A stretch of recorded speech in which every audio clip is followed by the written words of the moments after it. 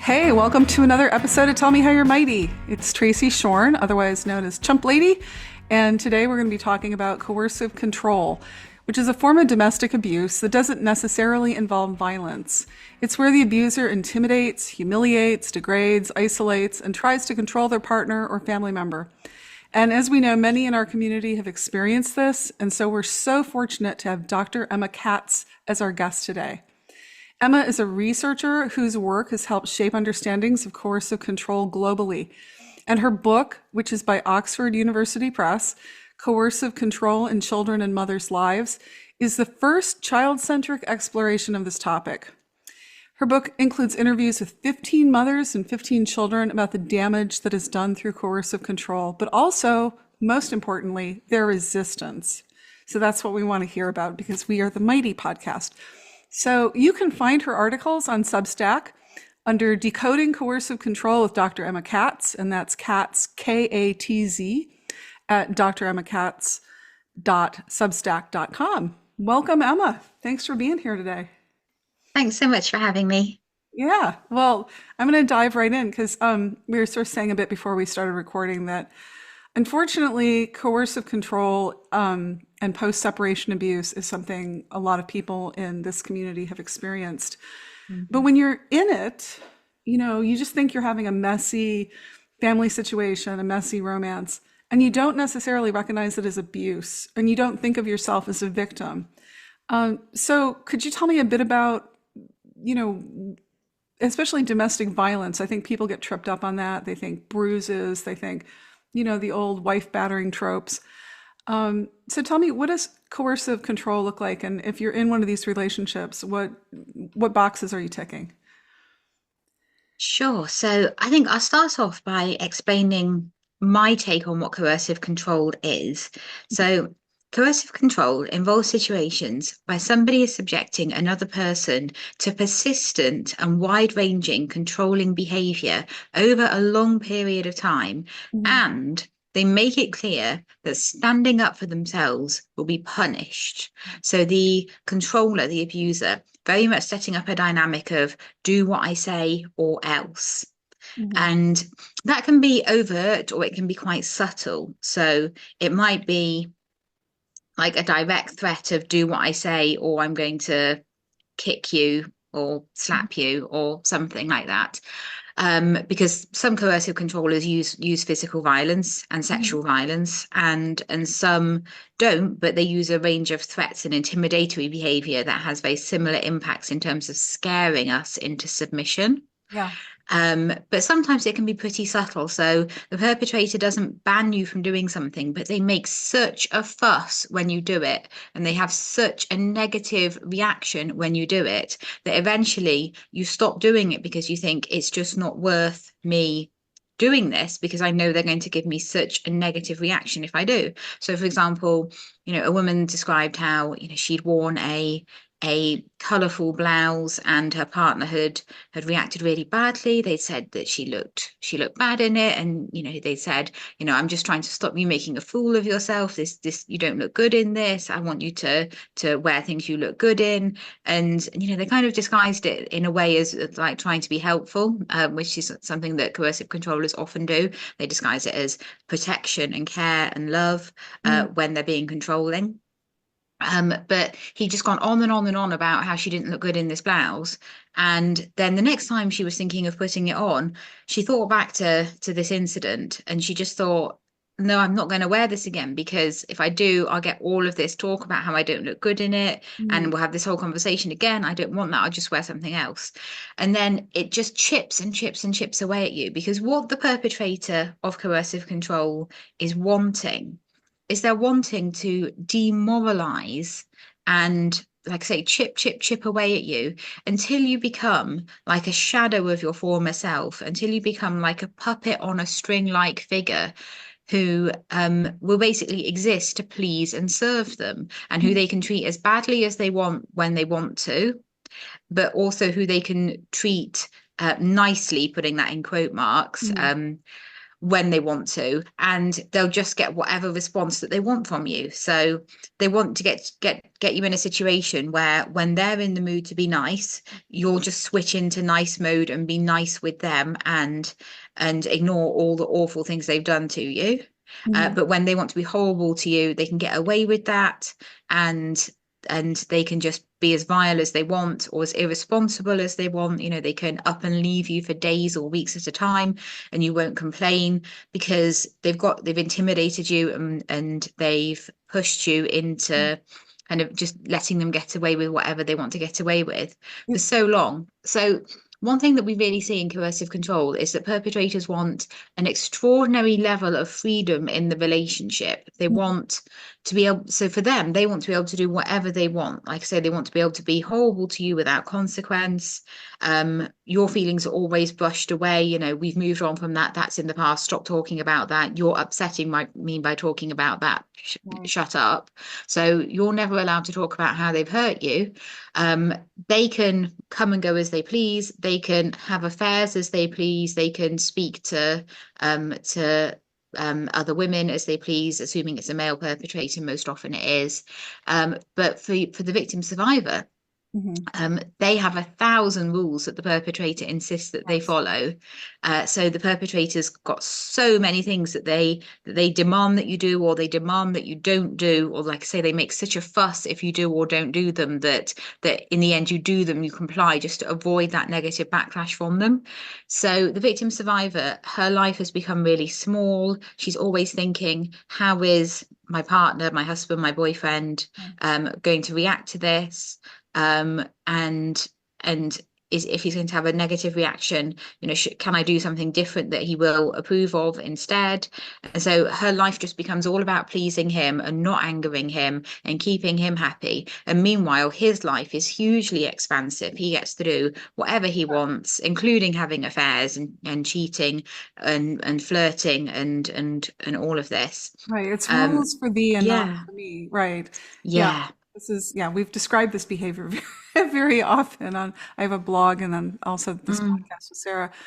So it sounds like part of this deliberate strategy is to make the abuser the sole source of validation. That if I say you look bad in that mm. blouse, you look bad in that blouse. It doesn't matter what other people think because I'm, it's good to be king or queen or whatever. It's good to be, I call them fuckwits because I don't have a PhD. I just, if they behave this way, they're just a fuckwit. But it's about entitlement, it sounds like. And part of that entitlement is I can treat you like crap and you have to take it, right? Because that's the natural order of things. But first you have to really insidiously get someone to believe that that entitlement is natural and what they deserve and what they should put up with. Yes, and I think one of the reasons why we see a lot more males perpetrating coercive control than females is that boys are brought up with that sense of entitlement. The world tells them they have that kind of entitlement. There was a shocking piece of research. If I'm going to quote it, I'm Sure. just Yeah. going to grab the right statistics so I can get it Oh right no, for you. we love Which I numbers. know I've got these statistics here somewhere. So there's a shocking piece of research a few years ago, and it was from 2017. It was with young men. It was with men between 18 and 30. So we're now in 2025, so these young men are kind of the men in their kind of mid to late 20s through to mid 30s kind of age. So they're Mhm. kind of the men that we'd be marrying now. As most people tend to get married around that sort of late 20s, early 30s sort of age in a first Mhm. marriage. And the study looked at at what men thought their society was telling them was correct behavior for men. Mhm. So I'll tell you the statistics for Great Britain, as they're the ones I have in front of me. The Sure. statistics for America were similar, but just ever so slightly worse. Of So, course. yeah, so 40% of the young men surveyed said that their society told them men should use violence to get respect if necessary. Mm. 46% said their society told them a man should always have the final say in decisions about his relationship or marriage. 46% of them said that their society told them if a guy has a girlfriend or wife, he deserves to know where she is all the time.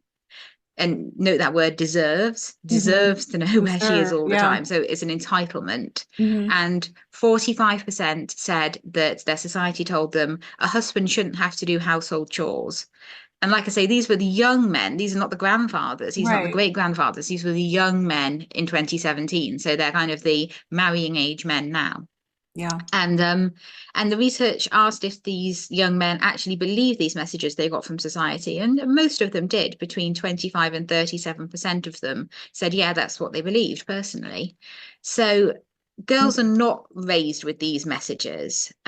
So with coercive control, I think that what's happening is that men are taking the existing messages that they're getting from society about male entitlement and just pushing them to a bit more of an extreme place than the Mhm. average man takes these messages. They're just taking these messages and just turning up the volume on them a bit higher than most Sure. men have the volume up. And But it they're may have been not, they're modeled to not, them. I yeah. mean, they may have grown up in families where this was considered normal behavior to treat the mother of your children this way or your girlfriend this way. Oh yeah, because I'm sure that those ideas are would have been even more widely held just a couple of decades back. Because obviously these ideas that are coming from our kind of traditional notions of what a patriarchal kind of marriage would look like. Hmm. Absolutely.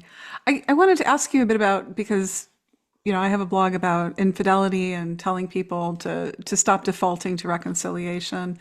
Um, and weaponizing sex and romance because nobody gets involved with an abuser and they present as an abuser. We're not stupid, right?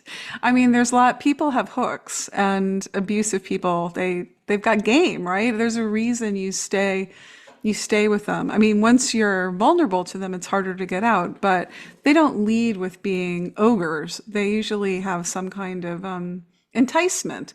So, could you talk a bit about sort of the headiness, the love bombing? How do you see coercive controllers weaponizing sex and romance?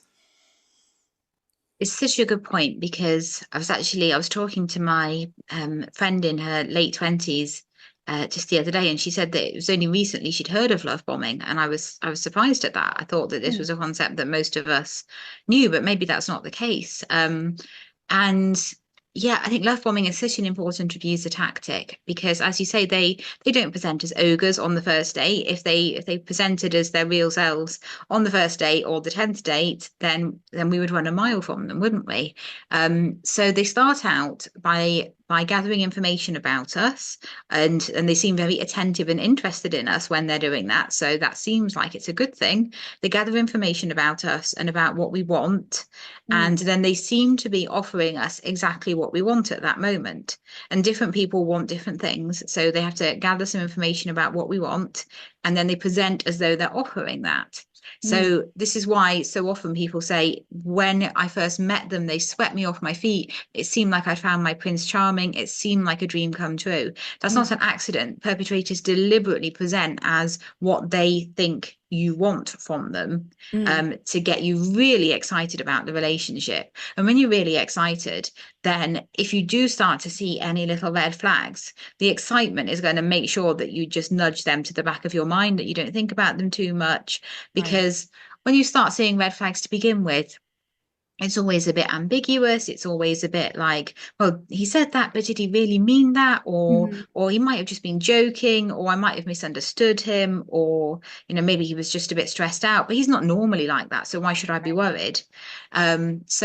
So 99% of what you're seeing is so great, and then maybe just like little bits start to creep in. Mhm. But you're so happy that you've met someone who's so great that you're not paying much attention to the 1%, the 2%. And also, I just want to say that I really reject the idea that domestic abuse victims and survivors are unusually weak or gullible or Mhm. codependent. I think that's rubbish. I think they are ordinary people, and I think this could happen to absolutely anyone. And anyone who tries to tell you that it was because you're you were codependent, or your boundaries were too weak, or that you, or whatever they might say. Some people might say you were vibrating at the wrong frequency. Right, you have a You know, tractor beam, you just attract losers, right? yeah, Like, yeah. So that I was the think all of this problem. is nonsense. I think there's a lot of abusive men out there, as we just saw from those Yeah. statistics, and lots of us end up in relationships with abusive men, and it's nothing to do with who you are as a person. And there's also the kind of myth that abusers are looking for people who are particularly vulnerable to target. And I Mhm. think that's true sometimes, but Yeah. not all abusers are doing that for sure, because some look for incredibly strong people because they want the pleasure and the challenge of taking a strong woman and tearing her down and making her compliant. So I've known coercive control victims who say that they had a really happy childhood. They were really confident young women when they met the perpetrator. I've known coercive control victims and survivors who were attorneys and who were senior police officers, and politicians and all manner of powerful jobs. Ones who ran whole departments in hospitals. Mm. So um, I really do want to emphasize that this can happen to anyone, and I really reject these ideas that there's something wrong with victims and survivors that Yeah. cause this to happen to them. But yeah, so the perpetrator, there he is, and he's presenting as our Prince Charming, and as you say, the he doesn't start to ramp up his abuse if he's halfway smart. He doesn't start to ramp up his abuse until there's a significant level of entrapment with him. So that Mm. might be that you've moved in with him and you've got your finances entangled with him, and now moving out's going to be really difficult. It might be that you've got engaged to him, you've got married to him, and also you might be that you've become pregnant with him, or you've got a newborn with him. And what a lot of victims and survivors say is that it's the pregnancy and birth Yeah. stage where the abuse started to become so obvious that they started to think that this was abuse. And it would have been there before, because just the duplicity and the manipulation of pretending to be someone you're not is abuse from day one. Yeah. But it's about the point where victims and survivors it starts to become obvious. It starts to become so bad that they're willing to put that big scary word abuse to it. And it's often pregnancy and childbirth kind of stage that happens, because then the perpetrator really knows they've got you trapped, because Yeah. then you're going to have, even if you leave them, you're going to probably have to co-parent with them, certainly for 18 years, but also they're going to be your child's parent for the rest of your life. So they know that there's a significant level of entrapment there now. And so they can really start to show who they really are and Mm. ramp up their abuse and their demands, and the double standards, as we said, all these rules for thee but none for me. This can all really ramp up once they know that you're entrapped. And so when people ask this really ignorant question of, well, why didn't you just leave? It's because the perpetrators wait until you're significantly Yes. entrapped They choose their before moments. They choose their before moments. they show it. Yeah. Yeah. Yeah. No, I've talked about this on my site. So many people, we have D days, discovery days of when you discover the double life, the cheating. And I can't tell you over the years of doing my blog how many women have D days doing prenatal STD screenings, sexually Mm. transmitted diseases, and that's how they find out they're being cheated on. Or people, are 7 months pregnant or something and discover the girlfriend, the double life. Obviously men get cheated on too, but I have to say there's a particular ring of hell that is being that vulnerable, and being cheated on. I mean, it's a shock to the system at any time, but I think it's particularly cruel, at that stage of a woman's life. And it is sadly common. I mean, I would invite any social scientist like yourself to come study my blog, because I've got literally millions of stories, and it's really, really sad. It's a hell of a data set. Mm. And I love your point that this could really happen to anybody, because love makes you vulnerable, and there's no having intimacy without being vulnerable and letting somebody in. So I just advise people, once you figure out what you're in, have boundaries and believe in your own resilience, and do your best to not be vulnerable, which is really hard, right? Because you're economically vulnerable, you're wrapped up with them, you have children with them. And that's what I really wanted to talk to you about is, people seem to talk about domestic violence, infidelity, which is my thing, as that this is a couple's problem. This is a person problem. It's, he said, she said, and they don't look at the big picture. They don't look at how this impacts, say, your fertility or your sunk costs or your financial life. But Mm. particularly with children, you focused on how what's being modeled to kids and how they suffer from this too if a parent is being coercively controlled. Can you tell me how you arrived at this kind of research and what you found? And yeah, just tell me about that part of the work. Yeah, so in terms of the impacts on children, so I was reading Evan Stark's book, Coercive Control: The Entrapment of Women in Personal Life, and it was a really good book. Came out almost 20 years ago now. And as I was reading that, I was thinking, well, most of the women who he's talking about here, who are victims of horrific abuse, um, they're mothers, and these perpetrators, they're also fathers. And one thing that I noticed was that Stark's book wasn't exploring that particular angle, and it was so groundbreaking just to explore this with with the adults, Hmm. that it's totally understandable that it didn't explore it with the children as well, because that's like the next step, I suppose, after looking at what's going on with the adults, which is the most immediate and obvious thing to do. But I was reading that and I was just thinking, well, what were these children experiencing? Mm. And what I tended to find, so I've done my own research where I've interviewed with children and mothers who've been through this, and I've written my own book, Coercive Control in Children's and Mothers' Lives, to share my findings. And yeah, so what I would say is that every tactic of coercive control that a perpetrator will use harms the children as well, Mm. whether directly or indirectly. So, if the perpetrator has the mother very isolated, if he has a really negative reaction whenever she tries to see friends, whenever she tries to see family, whenever she tries to leave the house without him, Mm.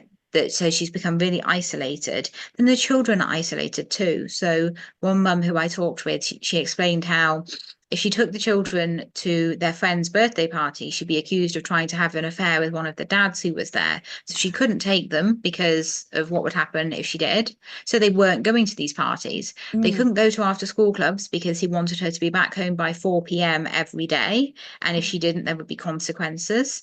And so the children couldn't go to these clubs because they finished after 4 p.m. She couldn't go out to pick them back up, so they couldn't go. Mm. And what a lot of mothers described is that their child's life ended up really small. It was like just school and home, school and home, school and home. And of course, if the child was homeschooled, which isn't much of a thing in Yeah. the United Kingdom, but is I think a bit more of a thing in the US, it wouldn't even be school and home. It would just be home, home, home, and Oh, home. right. Um, Really but oppressive. yeah, really oppressive. So when the isolation really impacting the child's life too and shrinking it down, when the perpetrator, is telling the mother that she's a rubbish mother, that she's a rubbish person, that she's a horrible person, the kids are possibly hearing that. Mhm. It's possibly happening right in front of them. But even if they're not hearing it or seeing it, which they probably are, but even if they're not, it's going to make the mother feel so down about herself that Mm. that in itself is going to have some knock-on impacts on the kids. And the fact that their dad holds their mum in contempt, that's going to come through for them. They're not going to see their dad uplift and praise their mum the way that they should be seeing. Mm. um and if the father's violent, then again they may well see that, but even if they don't see that, it will be hanging there in the atmosphere of the home, this kind of Right. threat of violence, this fear of, if we upset dad, we don't quite know what's going to happen. um the children know this, even at very young ages. One mother described how her daughters were she had one like 3-year-old and one like 1-year-old, and she said that like we would be having fun and we would be playing, and then dad would come home from work, and we knew that there were certain things we couldn't do because it might upset daddy, and all our behavior just changed and became very constrained. So even little 1-year-olds are picking up on Mm. this, and they know. um And if the perpetrator is sexually abusive of the mum, again, sometimes he may do that like partially in front of the children. Mm. He may touch her without her consent and in unwanted ways in front of her, or use sexually horrible language at her in front of the children. Some perpetrators even go so far as to rape the mum in front of the children, which Oh, is good which is Lord. horrific. But some do. But even if the children have no idea that that is happening, again, it will be having negative impacts on the mum. Um, that something so abusive is happening to her, that it will make a difference to how she kind of feels about herself and then how she can be around the children. Is as one mum said, I was so ground down by it all, and it was really hard having a relationship with my children where we could have fun and play because I Yeah. was like this sad little woman locked away. I was so anxious. I was so sad. It was a huge struggle for me to even play with my children when I was being made to feel this Well, way. it's exhausting. It's exhausting to live with an abuser. I mean, there's so much It is, yeah. chaos. There's so, they talk about the walking on the eggshells, but just the demands and and it does rob you. It robs you of that joy. It robs you of that ability to be present.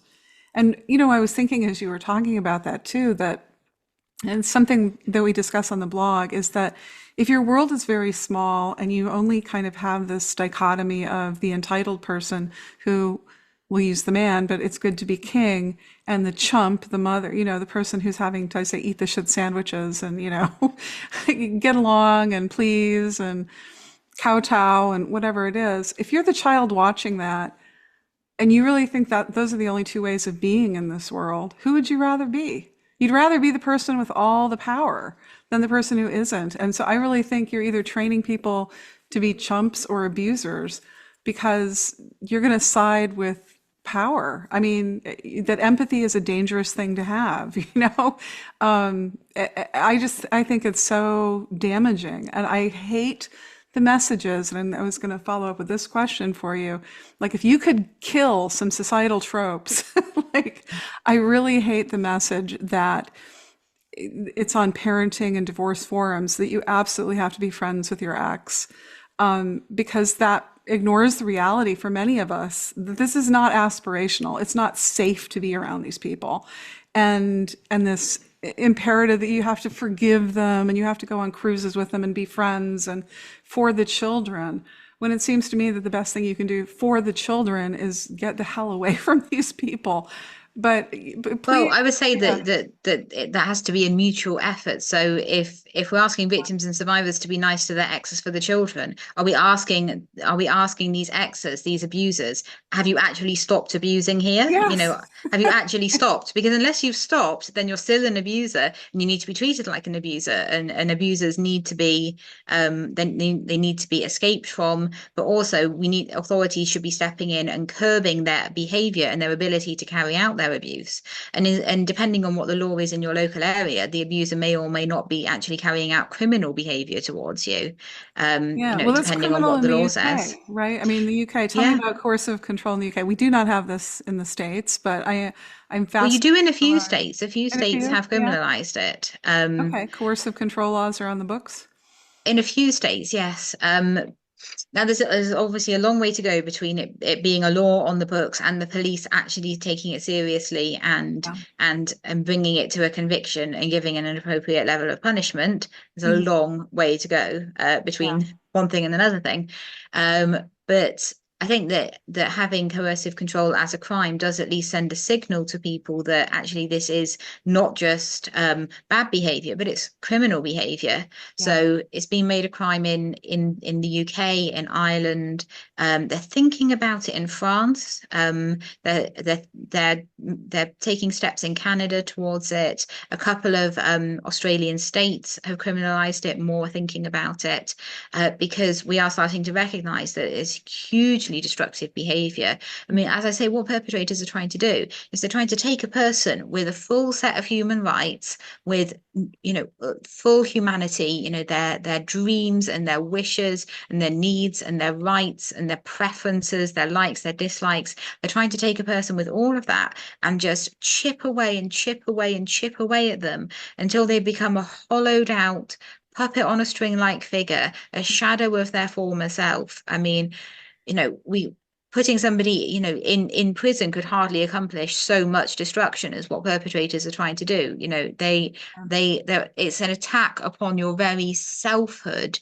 It's a deprivation of liberty that I think goes beyond putting somebody in prison, because at least in prison you could actually, do what you wanted to do in your cell, Yeah, but in your there's head. there's no space for what that a victim survivor has, where they can be themselves without some fear, without some anxiety about how the perpetrator will react, without some consequence.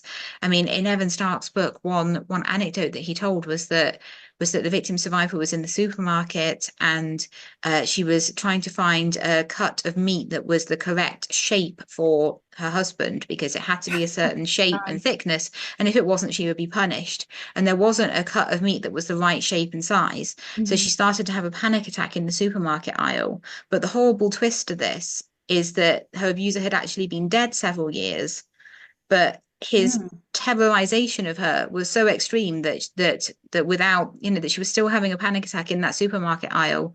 Yeah. This often gives people PTSD. Mm.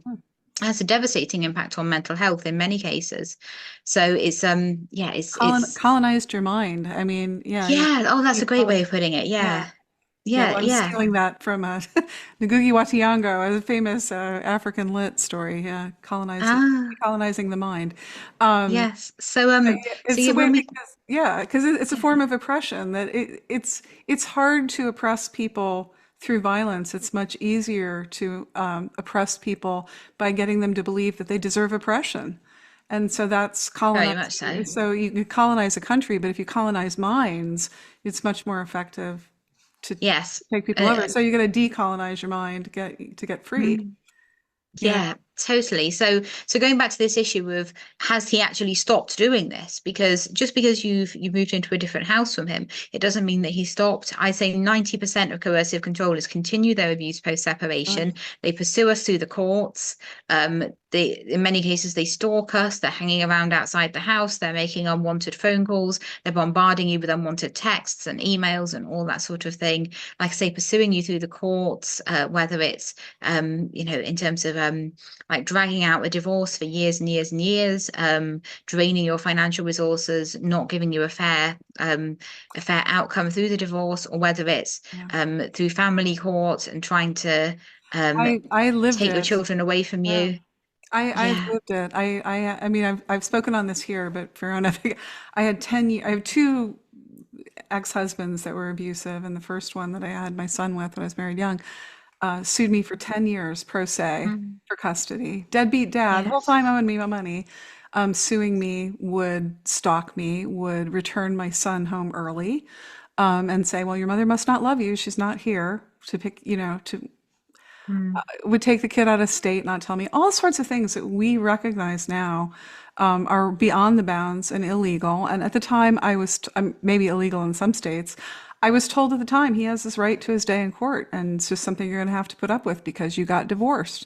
And then we have the larger societal narrative that being a single mother or being divorced is shameful, and you left him, so you got to put up with this. This is your burden to bear. And never, Mm. I did. I mean, I'm not saying I didn't have luck with judges. Judges generally saw through him, but nobody used the word coercive control or post-separation abuse or Mm. litigation abuse even. Yeah. So I applaud your work and getting it out there because I think that these are concepts that need to break through and become more commonly recognized from those that have lived it. And where I was going to go when you were sort of saying he's calling her, he's stalking her, he's doing this, is that so many times women are not believed. I mean, we also have tropes that she's hysterical, she's vindictive, she's vengeful. And I'm not saying there aren't some people that are vengeful or who would make up fake stories. We've had them on our blog, but it is certainly not the majority. And you had a great article, about this kind of toxic false equivalency. Well, they're both to blame, or they're both at fault. No, she's not at fault. Can you talk about that? Like, how do you fight back against the narrative that, like, bitch be crazy? She's just making up stories. She's just, you know, you got Well, to again, this document is this. another reason why we have so many male perpetrators and so fewer female ones, because these tropes of the vengeful ex, the bitter Right. ex-wife, the crazy ex-girlfriend, Bitch be the lying crazy. the lying woman. Yeah. These are all directed at women. There are no equivalent kind of tropes, stereotypes aimed at men in the same way. So it You just, forgot again, it gold just makes digger. it so much more a gold digger. Yeah. So again, it makes it so much more possible for men to get away with this kind of abuse because society is somewhat on their side, perhaps wholly on their side. Yeah. So my article, it's called she's not innocent either. Actually, she is innocent. Yeah. So because I see that on social media all the time where there's a domestic abuse case and somebody comments, oh well, she's not innocent either. So my article is puts that in quote marks, she's not innocent either, and then says actually she is innocent. Hmm. So yeah, false equivalency. So if somebody's doing this to you, if somebody's abusing you, if somebody is depriving you of liberty, is subjecting you to death by 1,000 cuts, then if you react to that, you're being a psychologically reasonable, normal person. You know, if you're angry at that, if you're pissed off with that, Yeah. if you're devastated by that, these are appropriate human reactions to somebody doing this to you. You know, what the perpetrator is doing is absolutely outrageous and often criminal. And falls little short of torture. I mean, the United Nations special reporter on torture and inhumane treatment said that domestic violence, including coercion and control, often falls nothing short of torture. So Mm. this is a person who has psychologically and perhaps also physically tortured you. So you know, if you're pissed off with them, and if you sometimes retaliate against them while they're abusing you, and if you are devastated by what they've done, and you know you're really upset, then these are really normal, appropriate reactions. It's not crazy. It's not, oh, you know, she's bad too. Of Right. course, being abused can make people do things that are out of character. So, you know, if you take a sweet and loving dog and you keep kicking it, then of course that dog is going to start biting back eventually. Or is going to become just terrified and curled up in a ball somewhere. That doesn't mean that the dog was crazy. That doesn't mean that the dog was, you know, hysterical or that it's overreacting in some way. It's just Mm. having an appropriate reaction to being abused. And it's funny that we have more compassion about dogs than we do about women, Yeah. because we can see this for dogs, but with women, as soon as they react in any way except, I don't know, to be like, well, if a woman, I guess, is stays nice as pie throughout the whole thing and Mhm. only speaks up at the exact moment society judges to be appropriate, then I suppose people would consider that she'd done the right thing. But then there would also be a big crowd of people saying, well, she's not upset enough, therefore it's not believable. And there seems to be Yeah. no No, right it's there seems to exactly. be no right moment to speak up, because if you speak up at the time, then you're ruining a good man's reputation. If you speak up afterwards, you're ruining a good man's reputation. If you speak up when he's dead, you're ruining a good man's reputation. So there seems to be no time that society will actually accept for you to speak up. So we're caught in this double bind, really, where, well, we're in a situation where society just doesn't want to hear this from women, and often will not act in a supportive way. And that's so awful, and it's another level of betrayal and another level of abuse for victims and survivors, you know, that they really thought that they would be treated like, you know, with some kindness and some compassion, and that people would Mm. you know, take a minute to understand what they've been through, and so often that's not the case, and then it's just another layer of devastation and betrayal and trauma. So how do we um combat it? This is what I want to know. I mean, I'll tell you the advice I give people, and mm, you tell me if you think this is good advice or not. I think when you're dealing with one of these fuckwits, as I call them, and they're calling you 23 times a day. I mean, I had a protection from abuse order from my second one, who was the serial cheater. And I had to get a protection order, and I brought in my cell phone bill, and I told the lawyer, who was a great guy, but I said, he calls me like 30 times a day. And he's like, oh, come on. Like, I was exaggerating. And he was mm, like, somebody was on my side. And I mm, showed him the phone bill, and I'm like, here you go. Like, here's a month of him just constantly lighting up my phone. Like, where are you? What exit on the highway are you at? You know, it's all classic controlling behavior. You know, but that, to my point of how do you combat it, you have the cell phone, you document this stuff, you write it down, you try to be as dispassionate as you can and describe the behavior. Because if you get upset, it's so not fair. But if you react angrily or whatever, then you're going to fall right into the bear trap of all of these sexist tropes. Bitch be crazy, she's angry, she's vengeful. Whereas if you just kind of be, I'm a Katz researcher, here's my data, this is what's happening to me. I think I think you've got a better shot at it. And so I want to hear, what are your strategies? What do you think?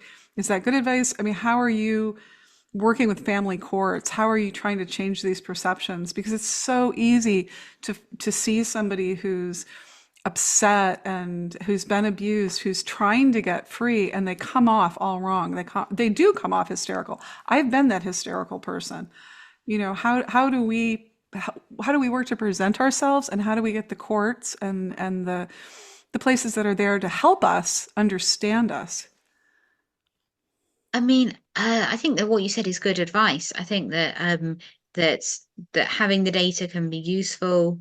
But at the same time, I hear from mothers all the time who have the data, Mhm. and the police and the courts won't look at it.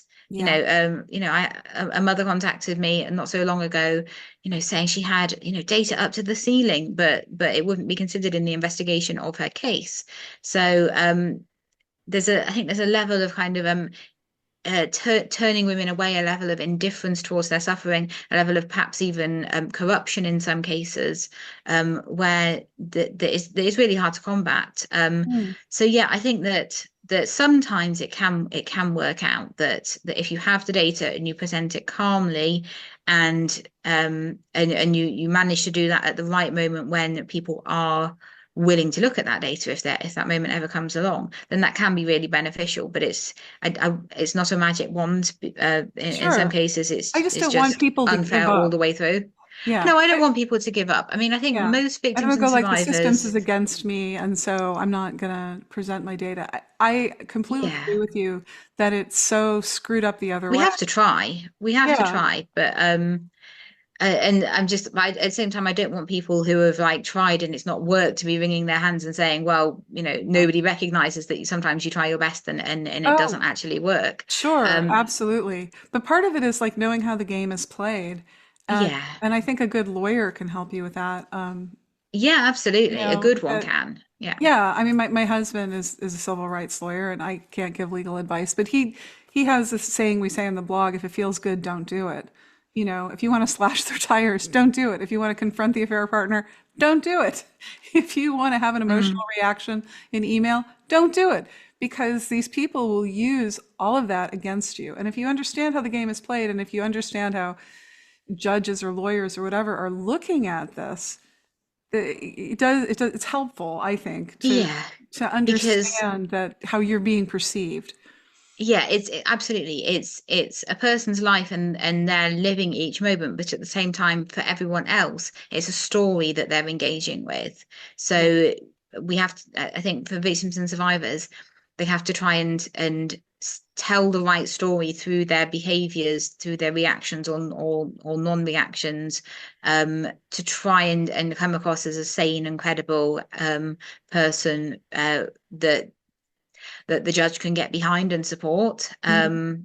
And I think that's horrifically unfair, but Totally. um, You have but to say I things you think that don't is the believe. game, as you say. Yeah. Yeah, you may have to say things that you don't believe. I had to say that. I mean, I think one of the tropes among the many tropes I hate, is that children need both parents. That is one that's very deeply in our culture. And I used to even drink that Kool-Aid.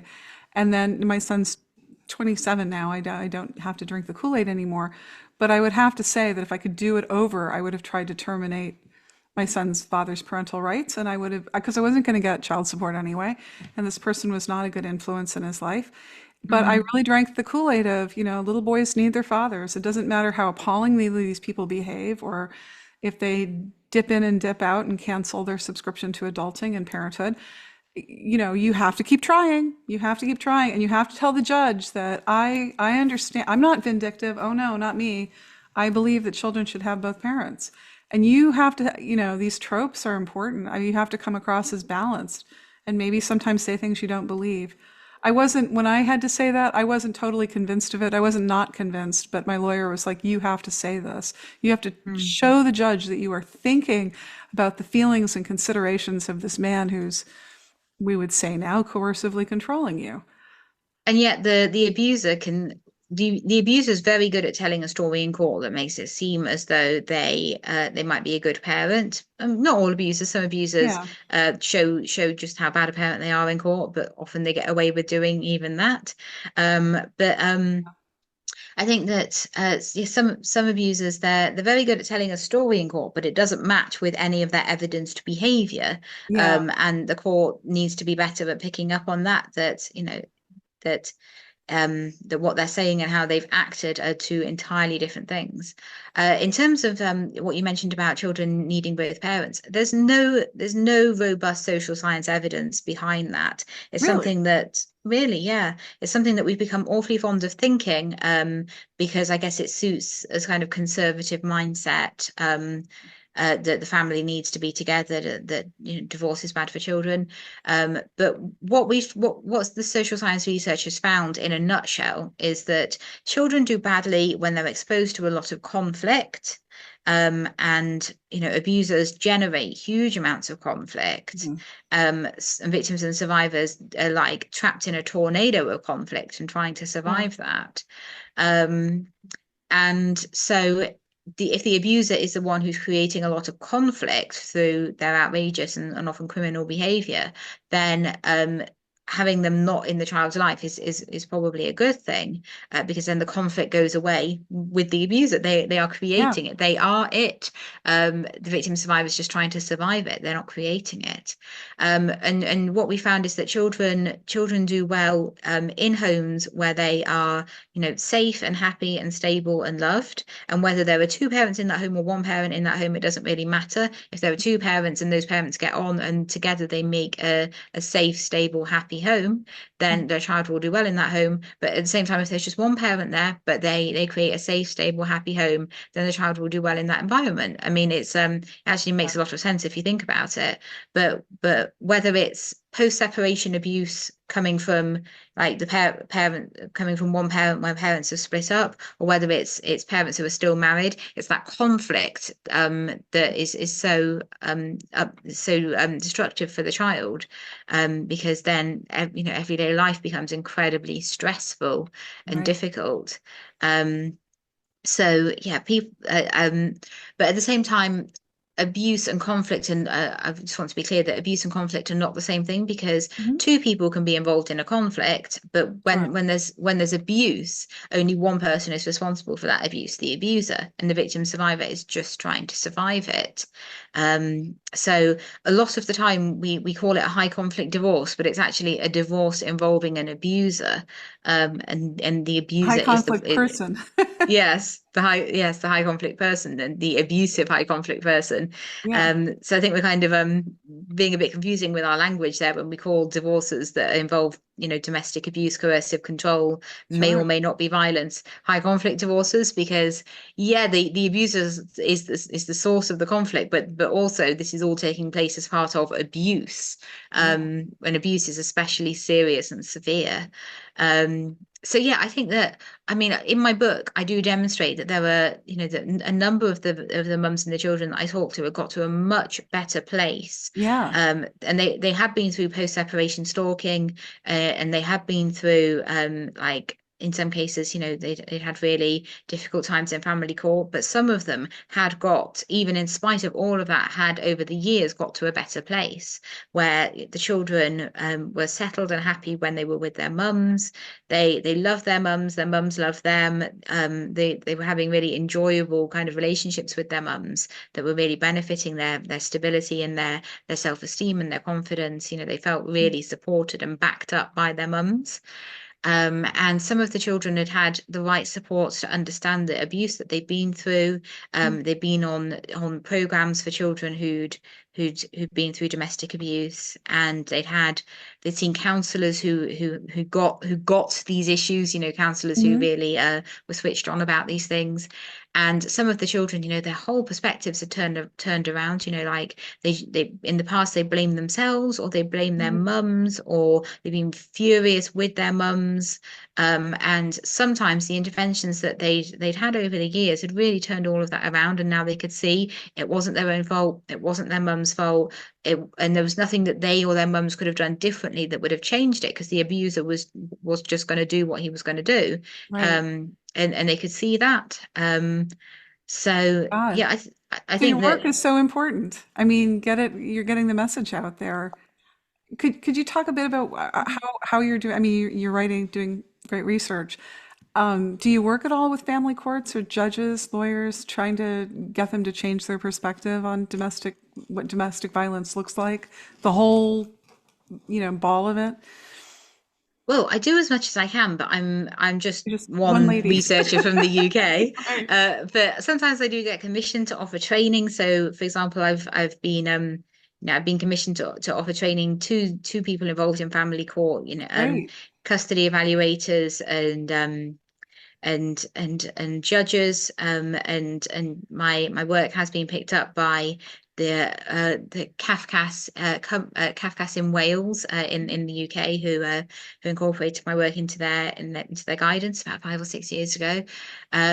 But really, it's up to the family court how much they engage with my work. I cannot like ram it down their throats, Oh, because go ram it I down their throats, no, I please. can't, because I have no mechanism to do that. I can't. There's no way for me to do that. I wish I could, and I wish that they would engage with me more often. But I don't like. I can't like turn up in court with my placard and say I demand that you engage with my research. You could just But I do what I can. leave your books there. She's strategically placed around. We could just, I don't know. Well, Do yeah, but propaganda bombs, drop leaflets. I don't know. I'm just thinking out, creatively here. Well, certainly victims and survivors do. They take my work and they do that. They send my Substack articles, decoding coercive control with Dr. Emma Katz. They print them out, or they email them and they give them to their lawyers. Oh, They fantastic. include them Okay. in their bundles sometimes. I don't know what the outcome of that is. But that happens. I know, and I know that one amazing mum has, I think she's bought more than 50 copies of my book, and given it to practically everyone involved in her I love case. it. I love it. Um, That's great. so yeah, I really hope that my work has made a difference. But I think Mm. the way that it tends to make a difference is that individual victims and survivors tend to read it, and they read it or they listen to a podcast like this, and it some light bulbs switch on for them. Mhm. And what people say to me actually a lot is that my work gives them a language to talk about things that they had no language for before. Yeah, And that's really wonderful feedback that I get as a researcher, because I never, like 10 years ago, I never dreamed that I could have that kind of feedback. that's fantastic. Well, thank you for your work. It's a grace point to end on. And tell us again how we can find you. Substack. It's decoding coercive control with Dr. Emma Katz. And do you have a? That's the one, yes. That's the one. Okay. Well, everybody sign up for Dr. Emma Katz's Substack, please. Thank you so much for being on our show. Thanks so much. I really appreciate the opportunity to talk about all this with your audience. I think it's really important that we get across these messages, that perpetrating parents are not good parents. These perpetrating parents, they're terrible parents. They're not good parents. They're terrible parents. Whereas the victim survivor, very often is actually a brilliant parent. Again, I have articles about this on Substack. I have 5 reasons why the victim survivor mum is a great mum. So if you want to read that, if that would be Yeah, meaningful for you, that's one of my free articles. Find that one and read that one. Because I think so often they are great mums, and yet they never hear this and no one's saying it to them. right. But if you've tried to steer your child through this like I said, this tornado of abuse, this battlefield of abuse that your your ex-partner is creating, or your current partner is creating, and you've tried to protect and you support your children through that, and you're just an ordinary person, but you've taken on this task that you practically need military training for. It's so difficult. I think that's more incredible than people realize, and I think that so many of the mums in these circumstances are absolute warriors. I've said it before, but if it was up to me, I would be giving them medals and parades. I think that they absolutely deserve it. Amen. I agree. That's why we call it "Tell Me How You're Mighty," because Yes. I'm here cheering on the same sideline. Thank you again. That wraps another episode of Tell Me How You're Mighty. You want to leave us a mighty story or a fuckwit of the week submission? Check out our new website, tellmehowyourmighty.com. That's yours spelled YOURE. We've got all the episodes, show notes, links to our guests, and you can see the tea room where Sarah and I first met. If you enjoyed this episode, please review the podcast and follow us. Thanks. See you next week.